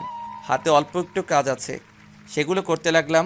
কাজ শেষ করে কেবিন থেকে বেরিয়ে ম্যানেজারকে বলে অফিস থেকে বেরিয়ে এসে গাড়ি নিয়ে একটা রেস্টুরেন্টে চলে গেলাম। তারপর খাবার খেয়ে আবার গাড়ি নিয়ে অফিসে চলে আসলাম।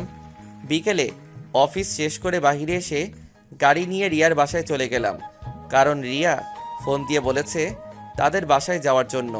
তার আব্বু নাকি আমাকে ডেকেছে।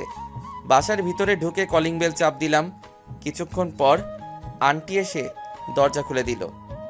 আসসালামু আলাইকুম আন্টি, কেমন আছেন? আলহামদুলিল্লাহ, ভালো আছি বাবা। তুমি কেমন আছো? তোমার বাড়ির সবাই কেমন আছে? আমিও ভালো আছি। বাড়ির সবাই ভালো আছে? ঠিক আছে, ভিতরে আসো, তোমার আঙ্কেল রুমে আছে। আমি ভিতরে ঢুকে আঙ্কেলের রুমে চলে গেলাম। ভিতরে ঢুকে দেখি আঙ্কেল বিছানায় শুয়ে আছে। আমাকে দেখে উঠে বসলো। আসসালামু আলাইকুম, কেমন আছেন আঙ্কেল? আমি ভালো আছি, তুমি কেমন আছো? আমিও ভালো আছি। তা কি জন্য আসতে বললেন?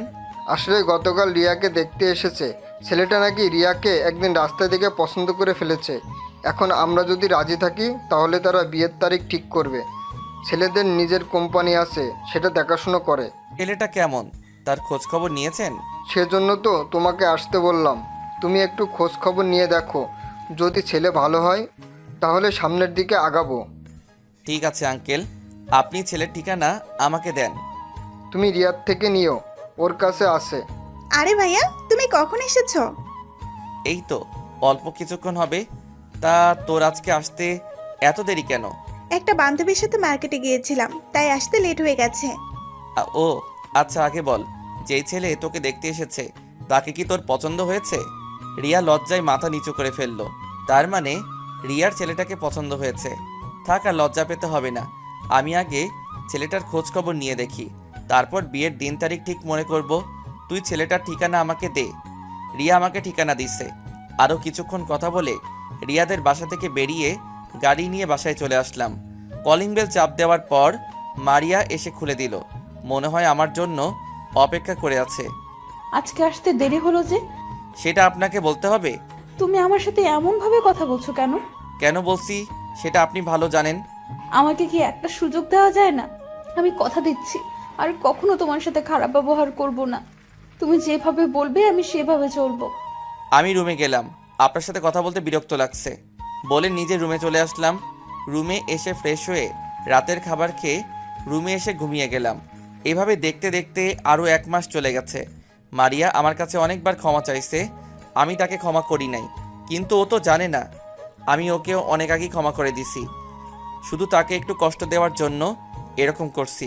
আরও কিছুদিন পর মারিয়ার জন্মদিন। ভাবছি সেই দিন তাকে আপন করে নিব। মারিয়া সবসময় মন মরা হয়ে থাকে, তার চেহারা দেখে বোঝা যায়। কান্নাও করে। জন্মদিনে আপন করে নিয়ে ভালোবাসা দিয়ে সব কষ্ট দূর করে দিব। ও আপনাদের তো বলা হয়নি, এর ফাঁকে রিয়ার বিয়ে হয়ে গেছে। আমরা সবাই গেছি রিয়ার বিয়েতে, শুধু মারিয়া ছাড়া। ওর নাকি ভালো লাগে না। আমি তো জানি কেন ভালো লাগে না। রিয়ার যে ছেলেকে বিয়ে করেছে ছেলেটা অনেক ভালো। আমি অনেকভাবে খোঁজ খবর নিছি, আর রিয়ার বিয়ের সব খরচ আমি চালিয়েছি। আর রিয়াদের পরিবারের দায়িত্ব সব কিছু রিয়ার জামাই নিছে। তো যাই হোক, দেখতে দেখতে সেই দিনটা চলে এসেছে। বাসার সবাইকে বলছি কেউ যেন রিয়াকে না বলে আজকে যে তার জন্মদিন। ভাবিকে বলছি রিয়াকে নিয়ে বাইরে কোথাও নিয়ে যেতে। ভাবি তাই করেছে।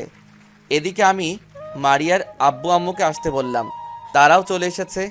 আমি আর ভাইয়া ছাদে সব কিছু সাজিয়ে রেখেছি, আর লাইট সবগুলো অফ করে রেখেছি। রাত 10টায় ভাবি মারিয়াকে নিয়ে বাসায় চলে এসেছে। মারিয়ার আব্বু আম্মু তারা আব্বু আম্মুর রুমে আছে। মারিয়া খাবার না খেয়ে রুমে চলে এসেছে। রুমে এসে দেখে আমি মোবাইল টিপতে আসি। আপনার সাথে আমার কিছু কথা আছে। কি কথা বলো? এই নিন, এই কাগজে সই করে দিন। আমি এটা কিসের কাগজ আর কিসের সই করব? এটা ডিভোর্স পেপার। আমি আর আপনার সাথে থাকতে পারছি না। আমি আপনার কাছ থেকে মুক্তি চাই। দয়া করে সইটা করে দিন। রাসেল, আমি কি এতটাই খারাপ? আমাকে ক্ষমা করে দেওয়া যায় না? আমি না হয় তোমার সাথে খারাপ ব্যবহার করেছি, তার জন্য তোমার কাছে মাফ চেয়েছি। আর তুমিও তো আমাকে কম কষ্ট দাও নাই। যদি আমি সইটা করে দিই তাহলে তুমি খুশি হবে? আমি অনেক খুশি হব। ঠিক আছে, তাহলে আমি সই করে দিচ্ছি। তুমি সুখে থেকো। পারলে আমাকে মাফ করে দিও। আর কখনো মনে হয় আমার চেহারা দেখবে না। আচ্ছা, চলে যখন যাবে আমার একটা আবদার রাখবে? প্লিজ না করো না। কি আবদার? তুমি আমার সাথে একটু ছাদে যাবে, তবে তোমার চোখ বন্ধ রেখে নিয়ে যাব। আবার ভয় পেও না, তোমাকে ছাদ থেকে ফেলে দিব না। তুমি যদি আমাকে মেরে ফেলো তারপরও আমার কষ্ট হবে না, কারণ তোমার হাতে মরতে পারলে জীবনটা ধন্য মনে করব। চলো। আমি একটা কাপড় দিয়ে মারিয়ার চোখ বেঁধে দিলাম। তারপর মারিয়ার হাত ধরে নিয়ে যেতে লাগলাম ছাদে। মারিয়া অনেক কান্নাকাটি করছে। ছাদে আসার পর মারিয়ার চোখ খুলে দিলাম। ছাদ তো অন্ধকার, এখানে কেন নিয়ে আসলে? তারপর হঠাৎ সব লাইট জ্বলে উঠল, আর সবাই একসাথে বলতে লাগলো, happy birthday to you, many many happy returns of the day. Maria সবাইকে দেখে অবাক হয়ে গেল। তার চেয়ে বেশি অবাক হলো তার আব্বু আম্মুকে দেখে। আব্বু আম্মু তোমরা এখানে কখন এসেছো তোমরা? আমরা রাতে এসেছি। রাসেল বাবা যে আমাদের সাথে সব খুলে বলেছে তোর সাথে রাসেলের মধ্যে কি হয়েছে। তোর এমন কাজ করা উচিত হয়নি। রাসেল পারতো তোকে অনেক আগে বাসা থেকে বের করে দিতে, কিন্তু তোর আব্বুর বন্ধুত্ব নষ্ট হয়ে যাবে দেখে কিছু বলে নাই। ওদের মতো ঘরের বউ হয়ে আসতে ভাগ্য লাগে, কিন্তু তোর কাজটা করা ঠিক হয়নি। আব্বু আম্মু, আমি বুঝতে পারি নাই, আমার ভুল হয়ে গেছে, আমাকে তোমরা ক্ষমা করে দাও।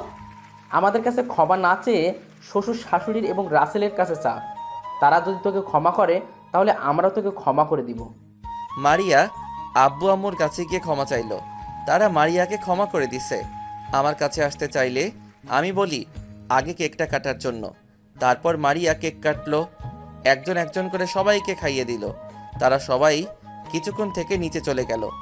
অনেক ধন্যবাদ আপনাকে আমার শেষ আবদার রাখার জন্য। এখন আপনি আসতে পারেন।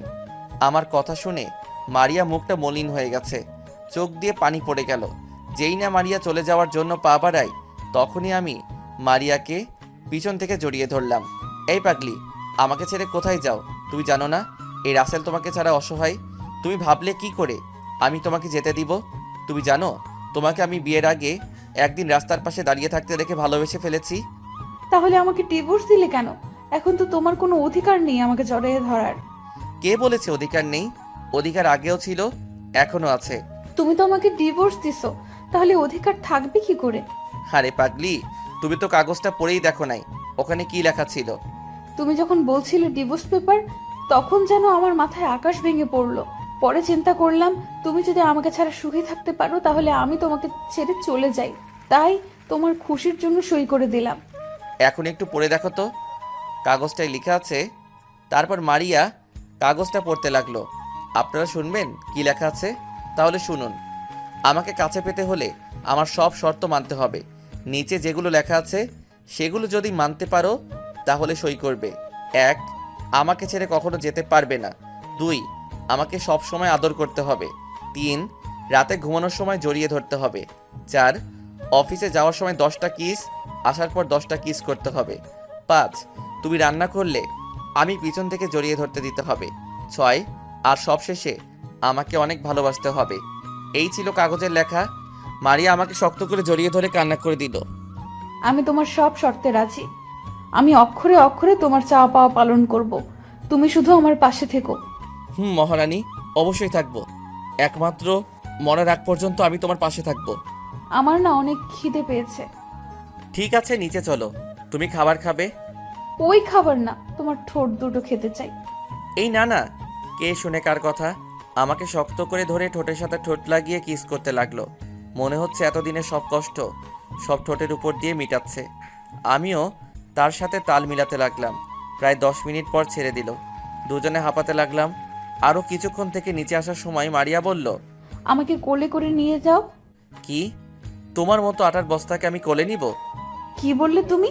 আমি আটার বস্তা? ঠিক আছে, তোমার কোলে নিতে হবে না আমাকে। বুঝেছি, বউটা আমার অভিমান করছে। আসলে মারিয়া আটার বস্তা না, আমি তাকে রাগানোর জন্য বলেছি। আমি আর কোনো কথা না বলে মারিয়াকে কোলে তুলে নিলাম। মারিয়া আমার বুকে মাথা লুকিয়ে ফেলল। মারিয়াকে নিয়ে রুমে ঢুকলাম। মারিয়া আমার কোল থেকে নেমে ওয়াশরুমে ঢুকে গেল। আমি দরজা বন্ধ করে বিছানায় গিয়ে শুয়ে পড়লাম। কিছুক্ষণ পর মারিয়া ওয়াশরুম থেকে বেরিয়ে এসে আমাকে জড়িয়ে ধরল। ওই, আমার না একটা ছেলে লাগবে। ঠিক আছে, কালকে হাসপাতাল থেকে এনে দিব। ওই, আমি কি তোমাকে হাসপাতাল থেকে এনে দিতে বলছি বাচ্চা? তাহলে কোথায় থেকে এনে দিব? যা, আমার লজ্জা করছে। ওমা তাই?